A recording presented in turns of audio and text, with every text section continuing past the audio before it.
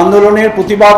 আজ কলতান দাশগুপ্ত শুধু অ্যারেস্ট হয়েছেন তা না, রূপসা মণ্ডল অ্যারেস্ট হয়ে সে মুক্তি পেয়েছে। এরকম ঘটনা আরও কিছু ঘটেছে।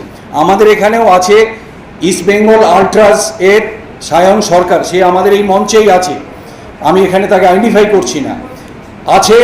তাকেও হুমকি দেওয়া হচ্ছে, পাড়াতে তার বাবাকে হুমকি দেওয়া হচ্ছে যে তোমার ছেলে এরকম করছে কেন, তুমি তো আমার ছেলেকে সামলাও। তাকে ফোন করা হচ্ছে থানা থেকে, হুমকি দেওয়া হচ্ছে।